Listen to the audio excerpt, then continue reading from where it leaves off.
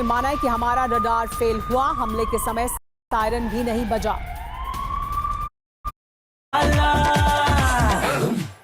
ईरानी हमले को नहीं रोक पाया एयर डिफेंस सिस्टम। आईडीएफ ने माना है कि हमारा रडार फेल हुआ, हमले के समय सायरन भी नहीं बजा।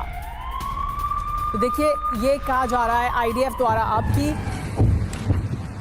जो रडार सिस्टम है वो फेल हुआ है। वो रडार सिस्टम जिसके बारे में लगातार ये कहा जाता था कि इजराइल के जो आसमान है वो अभेद्य है, वहाँ पर किसी भी तरह का हमला करना बहुत मुश्किल है, नामुमकिन जैसे शब्दों का इस्तेमाल हमेशा इजराइल ने किया है। लेकिन अब मान रही है आईडीएफ कि वो किसी हद तक उनके रडार सिस्टम फेल भी हुए हैं।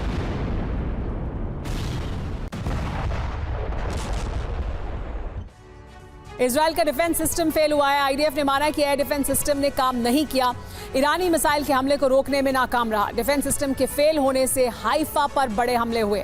हमले के समय रडार ने काम करना बंद कर दिया था। ईरानी हमले के समय सायरन ने भी काम नहीं किया। सबक सीख लिया है, इसका बड़ा जवाब मिलेगा, ये कहा है आईडीएफ ने। क्या हुआ है जान लीजिए। इजराइल पर कई बड़े हमले हुए। बैलिस्टिक मिसाइल से ईरान के हमले हुए, तेल अवीव और हाइफा में हुई बड़ी तबाही। हमले को रोकने में इजराइल पूरी तरह से नाकाम रहा।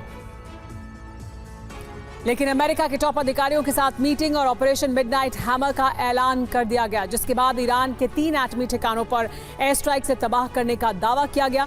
इस पर ईरान आग बबूला हो गया है। फिर शुरू हुआ है ऑपरेशन टू प्रॉमिस का अगला चरण। रात भर इजराइल पर मिसाइलें दागी गई, जिससे इजराइल थर्रा गया।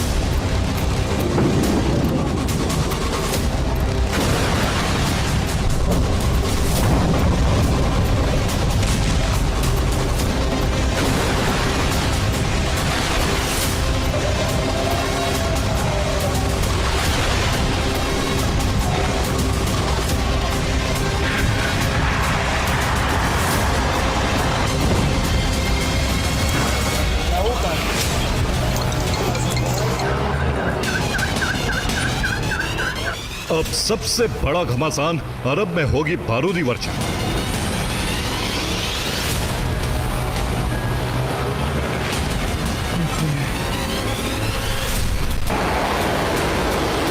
न्यूक्लियर हमले का खौफ भी बढ़ा, क्योंकि आज रात आने वाली है कयामत। आधी रात ईरान इजराइल को दहला सकता है।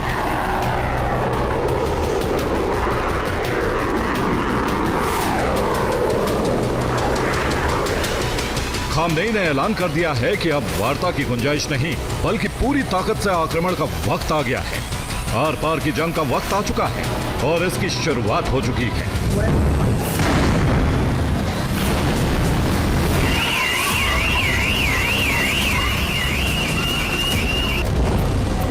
ईरान ने फोर्दो पर हमले का बदला तेल अवीव पर अटैक से लिया। ईरान ने इस्फहान पर हमले का बदला हाइफा पर हमले से लिया। ईरान ने नतांज पर हमले का बदला रामल्लाह से लेना शुरू कर दिया।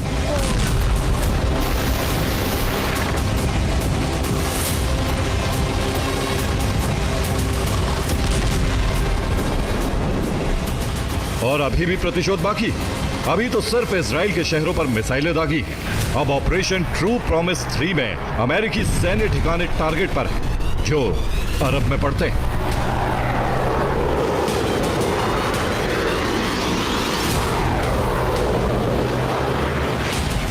ईरान के 3 एटमी ठिकानों पर अमेरिका की स्ट्राइक बता रही है कि ईरान लगातार इजराइल पर भारी पड़ रहा था, इसीलिए अमेरिका को युद्ध में उतरना पड़ा।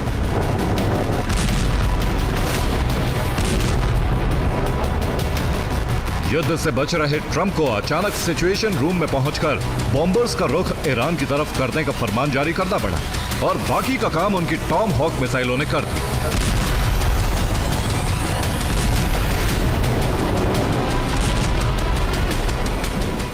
लेकिन ट्रंप ने जैसा सोचा था वैसा नहीं हुआ। अमेरिकी हमलों से एटमी ठिकानों को ज्यादा नुकसान नहीं हुआ, ऐसा ईरान ने दावा किया, जबकि अमेरिकी हमलों से खामनेई और ज्यादा खूंखार हो उठे। अंडरग्राउंड बंकर से खामनेई ने सबसे बड़े हमले का फरमान जारी कर दिया और मिसाइलें गरजने लगी। फिर इजराइल जलने लगा।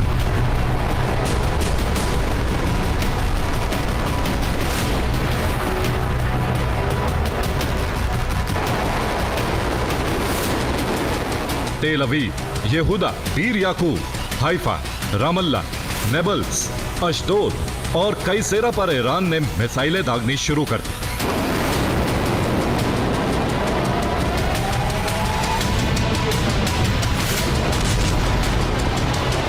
ईरान ने 40 से ज्यादा मिसाइलें दागी, जबकि कई रिपोर्ट्स पर दावा किया गया है ईरान के पास 20,000 से ज्यादा मिसाइलों की खेप है। इस बीच रूस चीन का सपोर्ट भी उसे मिल रहा है, यानी खतरा बहुत बढ़ गया है।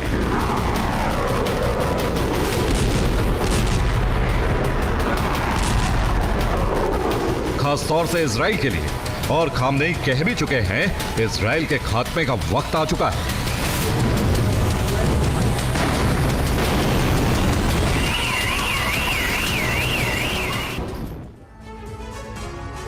सस्ते वाले दाल मसाले स्वाद हुआ बेकार। MDH की हल्दी मिर्ची धनिया करे कमाल। ये रंग दे, ये खुशबू दे, ये तीखा, ये कम पड़े। क्या निराला MDH मसाला।